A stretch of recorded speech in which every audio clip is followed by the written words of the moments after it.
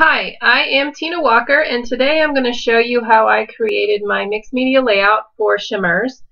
I use several products, and I'll walk that through when I go through the video. So this is the layout that I'm going to show you how I created the background, and then I'll just walk you through the steps. So the first thing I did was take a piece of 12 by 12 chipboard. I use that for my mixed media layouts because the paper doesn't warp and everything, and then it's a blank canvas and you can really do whatever you want. So I'm going to first prime my chipboard with some gesso. So that's what I'm pulling out right now, is just some white gesso. I use white gesso sometimes. Sometimes I use clear, but today I'm going to go ahead and use white. You can see me just pouring some right onto the chipboard.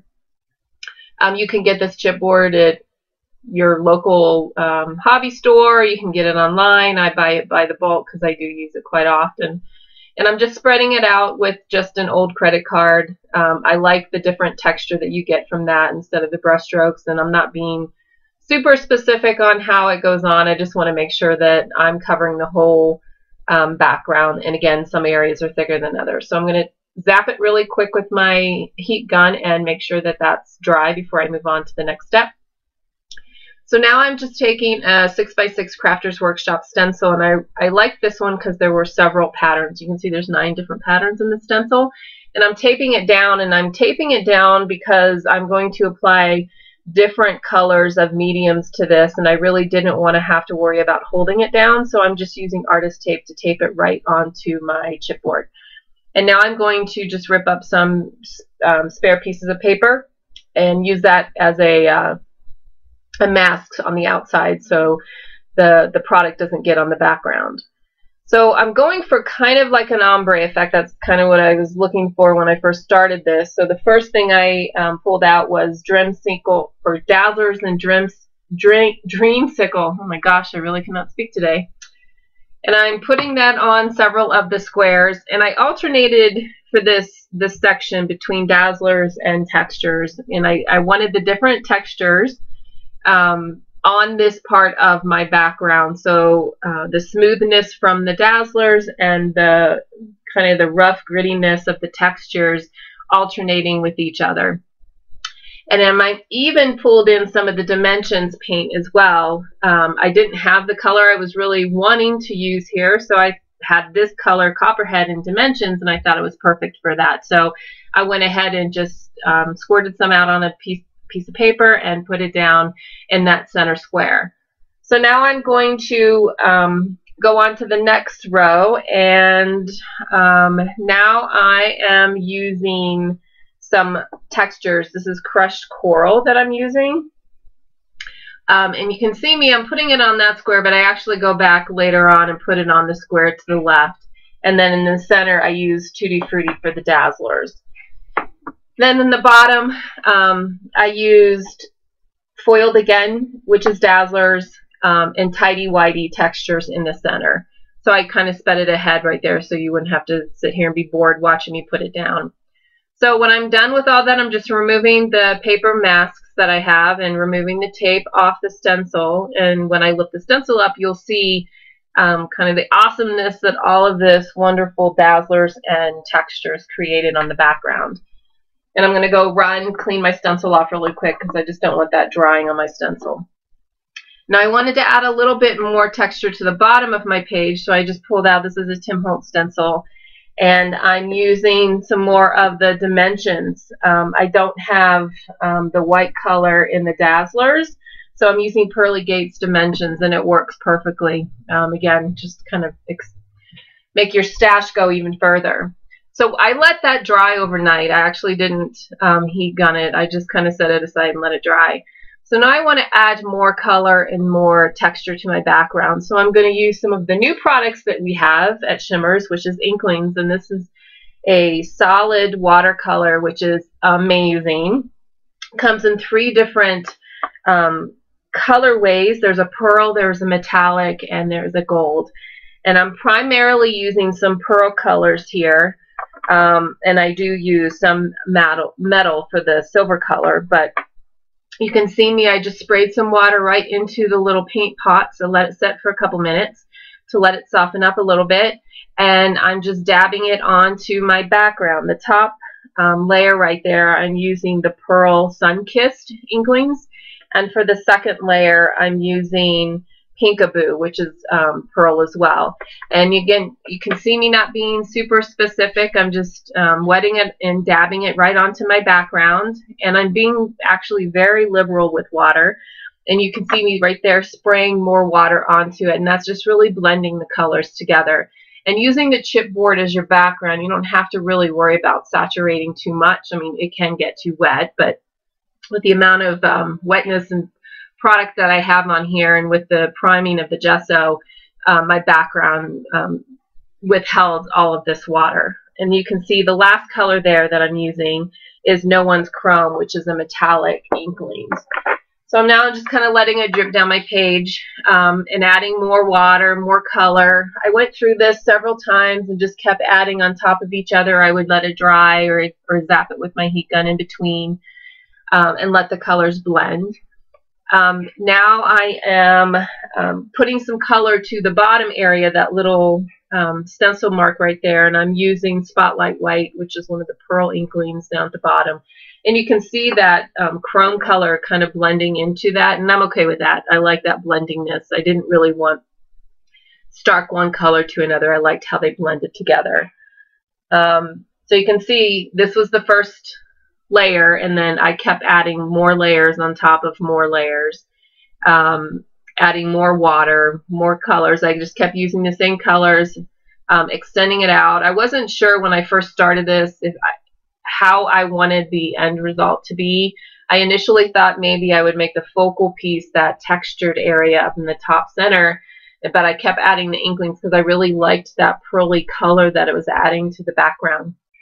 So you can see on the top I kept extending those colors down further and further, and as the video goes on, it ended up covering the entire background with the Inklingz. I really loved that shimmer that you got on the background, but yet it was a subtle effect. It wasn't really taking away from that main area at the top center of my page. And this product is awesome because you can see me here. I'm just layering it actually on top of each other, and again letting it blend with each other, using water to blend it either with my brush or spraying water right on, spritzing water right onto the page. It blends beautifully together.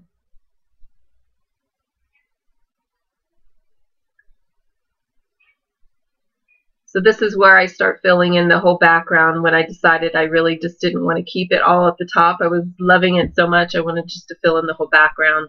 So I'm using more of that Spotlight White on the bottom and more of the No One's Chrome right there in the lower bottom, and then just blending them together. Now once I was done with this, I let it dry, zapped it really good with my heat gun, made sure it was completely dry, dabbed off any of the areas. And I wanted a little more vibrancy, so I took a couple of my sprays and added them on top of where the texture was at the top. So that first color that I sprayed up there was Caribbean Sunset, which is a Spritz color, and the one underneath I'm using Bed of Roses, which is Spritz too. And then adding water to let them blend, and I'm letting the colors kind of seep down in between all those cracks and goodness that was created with the stencil. And you can see that in some areas it's darker, in some areas it's lighter, and I really liked that look. And at the bottom there, I'm using, just a second, I was spraying it with a Shimmeringz, the concrete. Just again, it added a subtleness to that gray area, but I didn't want that real bright. I wanted the focus to be that peachy, corally color with that fuchsia red color. So once I was completely happy with how that turned out, I just set it aside, made sure it was completely dry. Now I'm working on one of my embellishments, and this is a flower chipboard piece that I had. So I'm just covering it with some gesso again. I'm just prepping the chipboard so I can apply some sprays. And I use the same colors that I used on my background. So once the chipboard's on and I heat it with the heat gun, made sure it was dry, I started spraying it to add some colors, and I wanted it to match the background, so I used the same colors. And that's what's so perfect about chipboard and just putting gesso. You can make everything match for no matter what type of layout you want. So I'm just masking off where the leaf areas were because I didn't want to make them pink and coral colored. So you can see me just adding some colors on there, adding some water to blend them, and then I would heat it, make sure it's dry. And I did this actually several times, just to keep building up that color, make sure I was happy with it.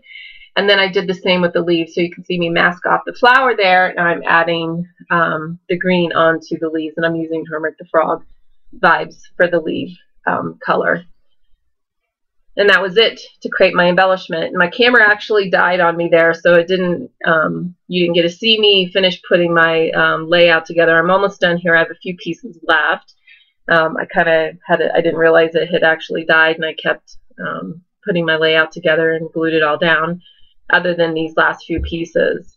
So I've got all the embellishments down. I'm just working on the last little bit right here. So I took some of my deli paper that I had, and I used that for my jelly prints, but I also use it in place of vellum and things like that on layouts, just to add more texture, or if you have a really busy background, you can lay it on top of that, and it really softens that look, but you still get some of that pattern and color behind it. So I thought it would be fun just to add a strip or two of it along the left side of my layout, just to add some texture and interest to the page.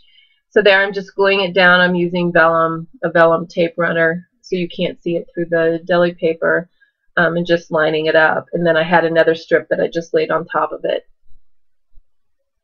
That strip right there. I'm just gluing all of that down.